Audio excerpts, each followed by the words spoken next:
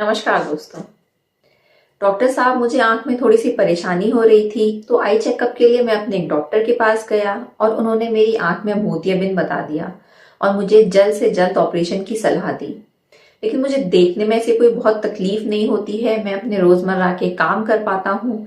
तो क्या मुझे ऑपरेशन करवाना चाहिए या ये बहुत जल्दी है? ये एक ऐसा सवाल है जो ओपीडी में अक्सर मुझसे पूछा जाता है। कई लोगों को ये लगता है कि कई सारे डॉक्टर आपको जबरदस्ती मोतियाबिंद का ऑपरेशन अपना पैसा बनाने के लिए ऑपरेशन की सलाह देते हैं। क्या सही समय होता है मोतियाबिंद का ऑपरेशन करवाने का? और अगर मैं ऑपरेशन नहीं करवाता हूं तो मेरी आंख में क्या क्या दिक्कत हो सकती है? आज के इस वीडियो में मैं डॉक्टर पल्लवी मिश्रा इन्हीं सब बातों के बारे में आपको जानकारी दूंगी।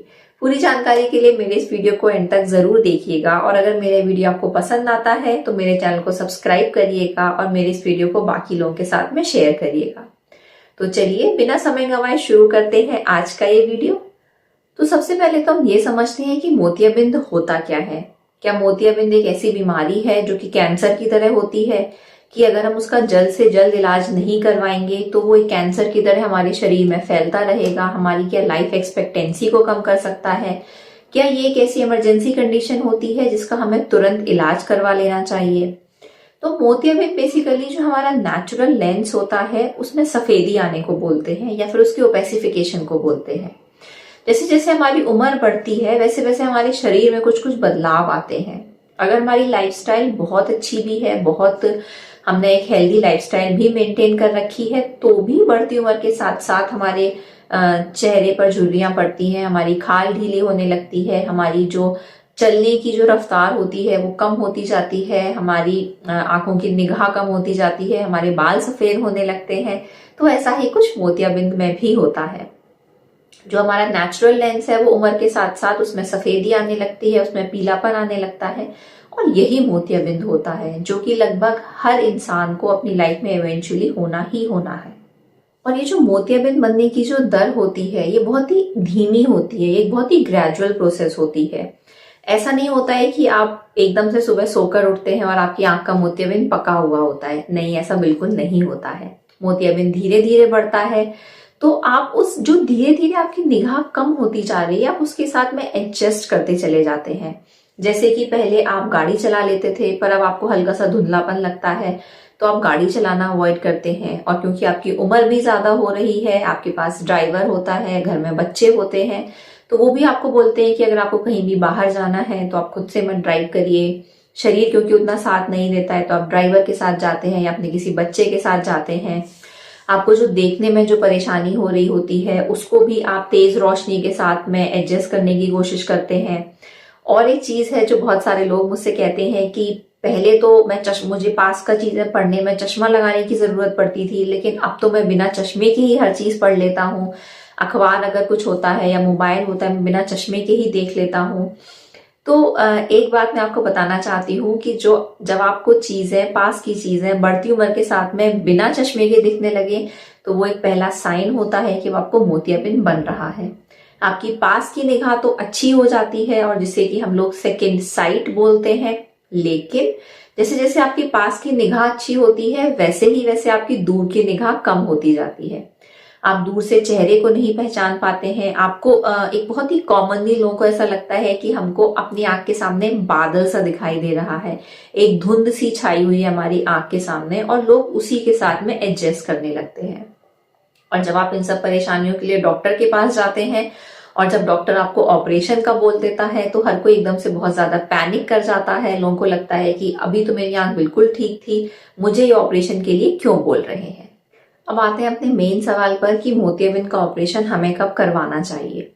कैटरेक्ट सर्जरी एक ऐसी सर्जरी है जो कि एक इलेक्टिव सर्जरी है, मतलब कि पेशेंट अपना सर्जरी का जो डेट है वो खुद से चूज करता है।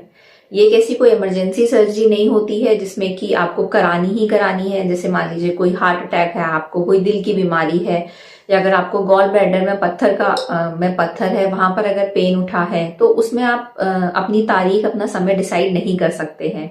अगर आपको एंजियोग्राफी करानी है या एंजियोप्लास्टी करानी है तो वो एक इमरजेंसी प्रोसीजर है, आपको कराना ही कराना है। अगर आपको गॉल ब्लैडर की सर्जरी करवानी है तो वो भी आपकी मजबूरी है कि वो भी आपको इमरजेंसी में करवाना ही करवाना है।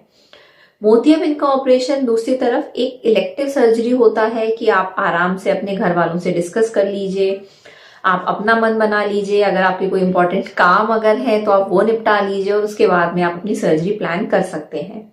अगर मोतियाबिंद का ऑपरेशन आपको एज एन इमरजेंसी सर्जरी कराना पड़ रहा है, मतलब कि मोतियाबिंद इतना ज्यादा बढ़ गया है कि वो आंख के अंदर फट गया है, उसने आंख के अंदर काला पानी बना दिया है, या मोतियाबिंद की वजह से आपको आंख में बहुत ज्यादा दर्द महसूस हो रहा है, तो इसका मतलब ये है कि आपने बहुत ज्यादा देर कर दी है और ऐसी सिचुएशन में आपको तुरंत मोतियाबिंद का ऑपरेशन करवाना पड़ता है। और ऑपरेशन के बाद में भी जो कॉम्प्लिकेशन का जो रिस्क होता है वो बहुत ज्यादा होता है। अगर मोतियाबिंद आंख के अंदर फट जाता है तो मोतियाबिंद की वजह से काला पानी जो बन जाता है वो लंबे समय तक आपकी आंख को प्रभावित करता है। इसलिए अपने मोतियाबिंद को इस स्टेज तक बिल्कुल भी ना पहुंचने दें कि आपका मोतियाबिंद इतना ज्यादा पक जाए कि वो आंख के अंदर फट जाए। इनफैक्ट आपको अपने मोतियाबिंद के बहुत ज्यादा सख्त होने का भी इंतजार नहीं करना चाहिए।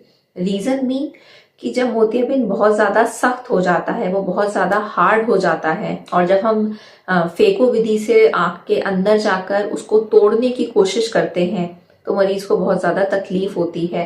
पुतली पर सूजन आने की संभावना बहुत ज्यादा रहती है और ये वाली जो सूजन है वो बहुत लंबे समय तक पुतली में रहती है और ऑपरेशन के बाद में बहुत सारी दवाइयां हमें लंबे समय तक डालनी पड़ती हैं पुतली की सूजन को खत्म करने के लिए।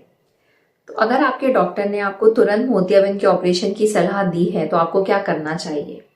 सबसे पहले तो अपने डॉक्टर से बात करिए कि कितना अर्जेंट है मुझे अपनी मोतियाबिंद का ऑपरेशन करवाना। क्या मुझे तुरंत करा लेना चाहिए या मैं कुछ दिन रुक सकता हूँ? अपनी विजन को एनालाइज करिए। बहुत बार ऐसा होता है कि जब इंसान मोतियाबिंद का ऑपरेशन करवा लेता है तब उसे समझ में आता है कि मुझे आंख में कितनी दिक्कत हो रही थी।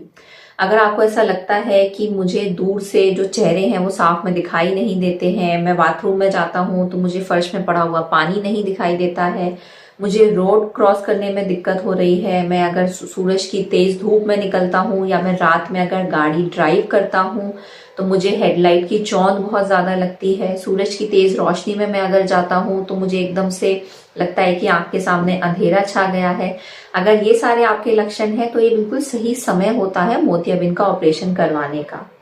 जब भी हम मोतियाबिंद का operation as an elective procedure कराते हैं, उसको आराम से करवाते हैं, अच्छे से प्लान करके करवाते हैं तो रिजल्ट हमेशा अच्छा आता है। लेकिन अगर आप इसका कभी, जैसे कि मैंने अभी थोड़ी देर पहले बताया कि अगर आप इसको एज एन इमरजेंसी प्रोसीजर करवाते हैं तो उसके रिजल्ट उतने अच्छे नहीं होते हैं। तो अपनी विजन को एनालाइज करिए, टाइमली प्लान करिए, अपने घर वालों से बात करिए और सही समय पर अपना मोतियाबिंद का ऑपरेशन करवा लीजिए।